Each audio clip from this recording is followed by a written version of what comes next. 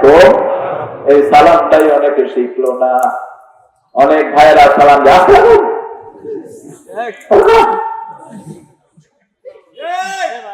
আসসালাম বললে মানে হলো ওটার নারীগুলো তোমার উপরে পড়ো। আসসালাম মানে তুমি ধ্বংস হও। রাসূল সাল্লাল্লাহু আলাইহি ওয়াসাল্লাম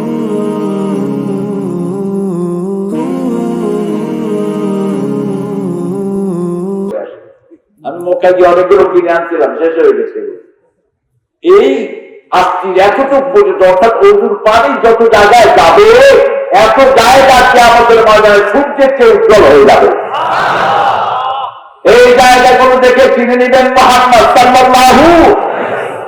এই জন্য যে সুন্দর করে ওযু করে রাসূল সাল্লাল্লাহু আলাইহি ওয়াসাল্লাম বলছেন, সুন্দর করে ওযু করলো, সুন্দর করে 2 রাকাত নামাজ পড়লো, 2 রাকাত নামাজ দিয়ে আল্লাহ তার জীবনের গুনাহগুলো মাফ করে দিলে। আমরা মুমিন হতে চাই, মুমিন হওয়ার শর্ত হলো আখিরাত চাইতে হবে। কি চাইতে হবে? দুনিয়া যা সঙ্গে দুনিয়ার টেন্ডারবাজি, দুনিয়ার ধন সম্পদ, মাল দৌলত, এগুলো কিচ্ছু আপনার সাথে যাবে না, বরং হিসাব পৃথিবীতে আপনার দাম শেষ হয়ে যাবে। দুনিয়াতে যাদের সম্পদ আছে হিসাব বেশি না কম? কথা কম না কম? সবসময় বিপদ আছে না নাই? বিপদ আছে। এটার পিছনে মানুষ চলে। মানুষের 5টা রিজিক। কয়টা? রাসূল বলেছেন 5টা রিজিক। প্রথম রিজিক হলো তার স্বাস্থ্য, দ্বিতীয় রিজিক হলো তার যেটা সে ভোগ করে, খাওয়া দাওয়া, এগুলো রিজিক। তৃতীয় রিজিক হলো তার সন্তান, চতুর্থ রিজিক হলো তার মর্যাদা, পঞ্চম রিজিক হলো তার টাকা পয়সা। এটার পিছনেই মানুষ সবচেয়ে বেশি দৌড়ায়। সকাল সন্ধ্যা রাত বিরাট শুধু টাকার পিছনে দৌড়ায়, আছে না নাই? এদেরকে রাসূল বলেছেন আব্দুদ্দিন আর আব্দুদ দারাহিম, নামাজ পড়ে না, রোজা রাখে না, আযান হচ্ছে কিন্তু টাকা গুনতেই আছে, আযান হচ্ছে, ব্যবসা চালাচ্ছে, রাসূল বলছেন টাকার গোলাম। আর যারা আযানের পরে মসজিদে চলে যায় ওরা টাকার গোলাম নয়, ওরা কার গোলাম? আমরা কার গোলাম হব? আল্লাহর গোলাম। 5 ওয়াক্ত নামাজ পড়তে রাজি আছেন তো? দেখি কারা কারা রাজি। আল্লাহ হাতগুলো কবুল করেন। আর ওদের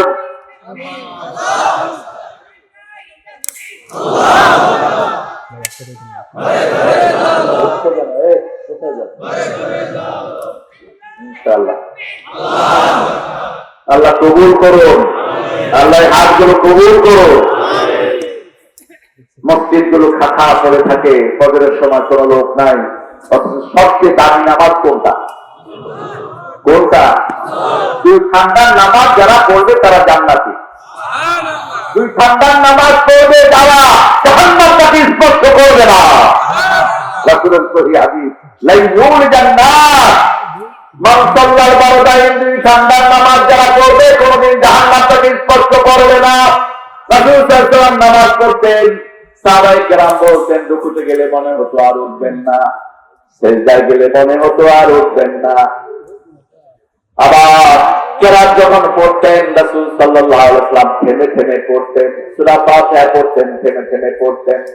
মানুষ বেশি থাকলে জামাতে ছোট সূরা পড়তেন, ফজরে লম্বা সূরা, এশায় লম্বা সূরা, আর মধ্যে 3 ওয়াক্তে ছোট ছোট সূরাগুলো পড়তেন। শেষ করতে সুন্নাত অথবা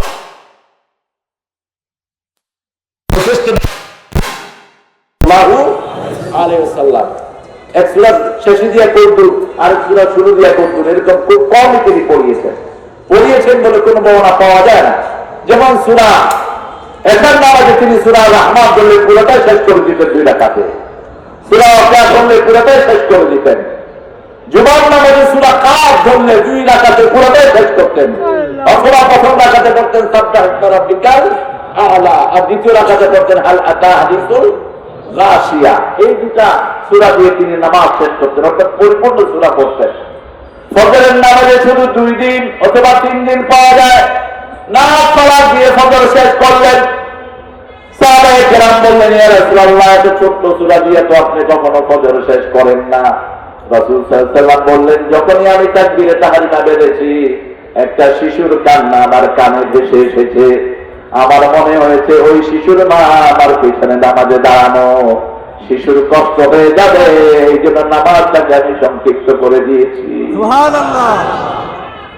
তিনি শুধু বুড়াদের নবী নয়, আমা আরসালনাকা ইল্লা রাহমাতাল লিল আলামিন, রাহমাতাল লিল আলামিন, সরদারে আল কাউনাইন, কামলি ওয়ালা প্যারা নবী, নাও গো সালাম, নাও গো সালাম। সালাম দিবেন রাসূলকে সাল্লাল্লাহু, সমস্ত নবীকে সালাম দিবেন, তাহলে জীবিত অবস্থা লোকের মতো সালামের উত্তর পেয়ে যাবেন। রাসূল সাল্লাল্লাহু আলাইহি ওয়াসাল্লাম বলছেন, যখনই কেউ নবীদেরকে সালাম দেয়, নবীদের শরীরে আল্লাহ রূহ ফুঁকে দেন, জীবিত মানুষ যেইভাবে উত্তর দেয় তারাও সেইভাবে উত্তর দিয়ে দেয়। এই জন্য আল্লাহ শিখিয়েছেন সুবহানা রাব্বিকা, পরে সুবহানা রাব্বিকা রাব্বিল ইজ্জাতি আম্মা ইয়াসিফুন ওয়া সালামুন আলাল মুরসালিন আলহামদুলিল্লাহি রাব্বিল আলামিন। সালাম তোমাকে হাজার সালাম হে আমার নবী আকরাম, সালাম তোমাকে হাজার সালাম হে আমার নবী আকরাম।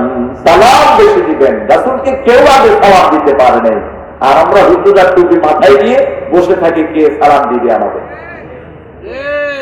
আপনাদের এখানে আলফা ডাঙ্গা না, এটা আলফা ডাঙ্গা অর্থ কি? আলফা ডাঙ্গা অর্থ কি? তা তো জানবেন কেন? খাইতেই দিলাম, শেষ করলেন যে না। আলফা কি? আলফুন মানে আরবিতে হাজার, আরবিতে হাজার, হাজার ডাঙ্গা। হাজার ডাঙ্গা কি? আলফ লায়লা, হাজার রজনী। সালাম দিলেন রাসূল সাল্লাল্লাহু আলাইহি ওয়াসাল্লামকে, সালাম আলাল মুরসালিন, 1,24,000 পয়গম্বরের সালাম এখন আপনাদের আমল হয়ে গেছে। আরবে বলেন সুবহানাল্লাহ। সেজন্য মুমিনরা 5 ওয়াক্ত নামাজে সালাম দেয়, আসসালামু আলাইকুম, আসসালামু আলাইকুম। এই সালামটাই অনেকে শিখলো না।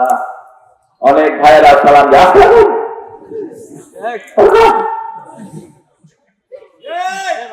আসসালাম বললে মানে হলো ওদের নারীগুলো তোমার উপরে পড়ো। আসসালাম মানে তুমি ধ্বংস হও। রাসূল সাল্লাল্লাহু আলাইহি ওয়াসাল্লাম মসজিদের নববীতে বসা, এক ইহুদি এসে বলছে আসসালাম। রাসূল সাল্লাল্লাহু আলাইহি ওয়াসাল্লাম চুপ থাকলেন। ভিতর থেকে মা আয়েশা বললেন, লাআনাতুল্লাহি আলাইহি, তোর উপরে আল্লাহর গজব পড়ুক। রাসূল সাল্লাল্লাহু আলাইহি ওয়াসাল্লাম বললেন, আয়েশা তুমি এত ফেকলে কেন? বলছি রাসূলুল্লাহ কি বলছে আপনি শুনেন নাই? আমি শুনেছি, কিন্তু তারটা কবুল হয়নি। দেখো আমি কি বলি, আমারটা কবুল হয়ে যাবে। ও আলাইক, তুমি যা দিয়েছো সেটা তোমার উপর, কথা বেশির কোনো দরকার নাই।